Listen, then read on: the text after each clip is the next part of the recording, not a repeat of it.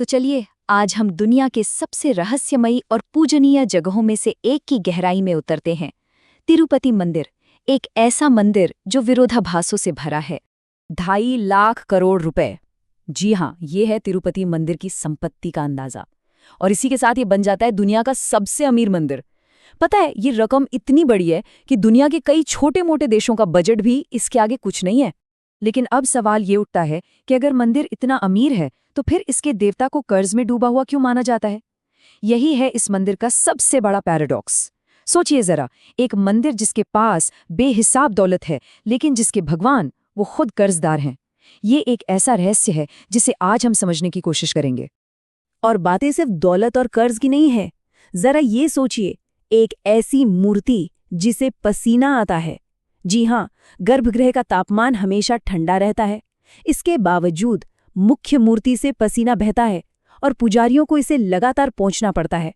यहाँ एक ऐसा दीपक भी है जिसके बारे में कहा जाता है कि वो 1000 साल से भी ज्यादा समय से लगातार जल रहा है। और हैरान करने वाली बात यह है कि ये बिना किसी तेल या बाती के जल रहा है। मतलब ये कैसे मुमकिन है? और शायद सबसे अजीब बात तो अब आने वाली है। मूर्ति के सिर पर असली इंसानी बाल हैं। असली। और ये बाल हजारों साल पुराने होने के बावजूद न तो कभी झड़ते हैं और न ही कभी उलझते हैं। हमेशा एकदम परफेक्ट। तो इन सारे अविश्वसनीय दावों को समझने के लिए हमें इनके पीछे की कहानियों और मान्यताओं की गहराई में उतरना ही होगा। तो चलिए आस्था, दौलत और इन अनसुलझे रहस्यों की दुनिया में कदम रखते हैं।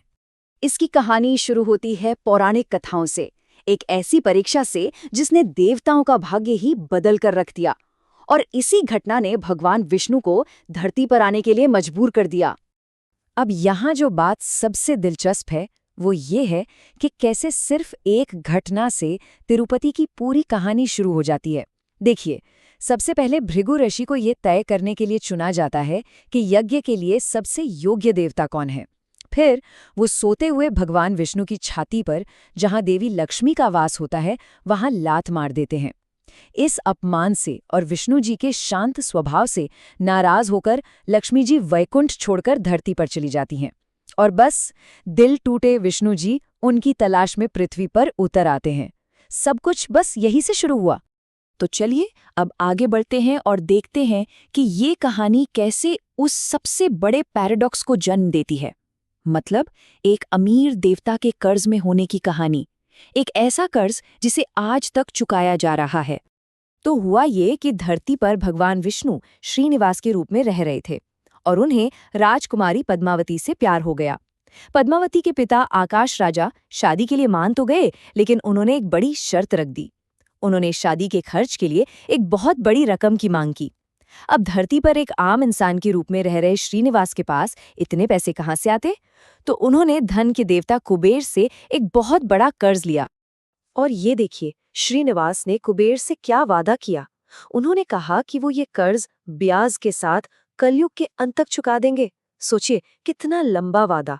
और यही वो दिव्य वादा है जिसे पूरा करने में मदद करने के लिए आज लाखों भक्त वहां दान करते हैं। इन दान की वजह से ही मंदिर आज इतना विशाल बन पाया है। इसने मंदिर को न सिर्फ अमीर बनाया है, बल्कि फाइनेंस और समाज कल्याण का एक मॉडर्न अजूबा बना दिया है। तो चलिए देखते हैं कि आखिर ये पैसा जाता कहाँ है। ये आंकड़े देखिए, सच में चौंकाने वाले हैं।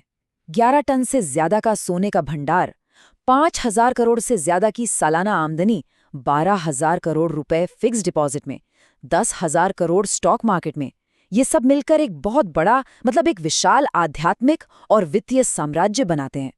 तो सवाल ये है कि इतने पैसे का होता क्या है? तो देखिए, ये विशाल धन सिर्फ इकट्ठा नहीं होता, इसे बड़े पैमाने पर सामाजिक कल्याण के कामों में लगाया जाता है। जैसे अन्नदानम कार्यक्रम, जहां हर दिन लाखों लोगों को मुफ्त भोजन मिलता है। इसके अलावा मंदिर कई अस्पताल और स्कूल कॉलेज भी चलाता है। तो चलिए अब पैसों की बात से हटकर वापस मूर्ति के उन रहस्यों पर आते हैं जो आज भी विज्ञान को चुनौती देते हैं। और सबसे बड़ा सवाल यही है, क्या ये मूर्ति सच में जीवित है? जो हजारों लोग रोज अपने बाल दान करते हैं, उसके पीछे की ये खूबसूरत कहानी है। माना जाता है कि एक बार भगवान विष्णु के सिर पर चोट लग गई थी, तब एक गंधर्व राजकुमारी नीला देवी ने अपने बाल काटकर उनकी चोट को ढक दिया। भगवान विष्णु इससे इतने प्रसन्न हुए कि उन्होंने वरदान दिया कि जो भी यहाँ अपने बाल अर्पित करेगा उसकी हर मनोकामना पूरी होगी। और यहाँ पर गहरी आस्था और आधुनिक विज्ञान का एक बड़ा ही दिलचस्प टकराव देखने को मिलता है। मानने वाले कहते हैं कि ये एक जीवित मूर्ति है जिससे दिव्य ऊर्जा निकलती है और इसी वजह से मूर्ति को पसीना आता है। वो ये भी कहते हैं कि मूर्ति के अंदर से समुद्र की लहरों की आवाजें आती हैं। वहीं दूसरी तरफ IIT मद्रास के कुछ रिसर्चर्स ने एक थ्योरी दी है कि हो सकता है पत्थर में कुछ रेडियो एक्टिव गुण हों जिनकी वजह से ये अनोखी थर्मल और एकूस्टिक घटनाएं हो रही हैं। हाल के कुछ सालों में विज्ञान ने मंदिर के इन रहस्यों पर और रोशनी डालने की कई कोशिशें की हैं, लेकिन हुआ ये है कि हर जांच ने जवाब देने के बजाय नए सवाल खड़े कर दिए हैं। ये जांचें अक्सर जवाब देने के बजाय और ज्यादा सवाल खड़े कर देती हैं। जैसे जब ASI ने कार्बन डेटिंग की कोशिश की तो सारे उपकरण रहस्यमयी तरीके से बंद हो गए। DRDO ने पाया कि वो 1000 साल पुराना दीपक एक अनोखे हर्बल तेल से जलता है। और नासा की लीक हुई रिपोर्ट्स ने तो और भी बड़ी बात कही दी कि पहाड़ के नीचे कोई ऊर्जा का स्रोत है जो लगातार बढ़ रहा है। 2035 ये वो साल है जिसके बारे में नासा के कथित डेटा का अनुमान है कि तिरुपति के नीचे का ये ऊर्जा स्रोत इतना शक्तिशाली हो सकता है कि एक बहुत बड़ा मैग्नेटिक स्टॉर्म यानी चुंबकीय तूफान पैदा कर सकता है। ये वाकई एक चौंकाने वाली बात है। और अंत में आता है सबसे बड़ा और स्थायी रहस्य। मूर्ति का पिछला हिस्सा देखना पूरी तरह से मना है। कहा जाता है कि वो जगह आध्यात्मिक और भौतिक दुनिया के बीच का एक दरवाज़ा है, एक ऐसा दरवाज़ा जिसके पार क्या है ये आज तक कोई नहीं जान पाया। तो आखिर में सवाल यही रह जाता है, ये मंदिर एक ऐसी गहरी जगह बना हुआ है जहां आस्था, इतिहास और विज्ञान सब आकर मिल जाते हैं।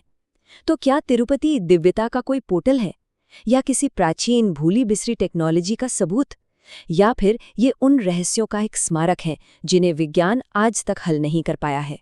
इसका जवाब शायद हर किसी को खुद ही खोजना होगा।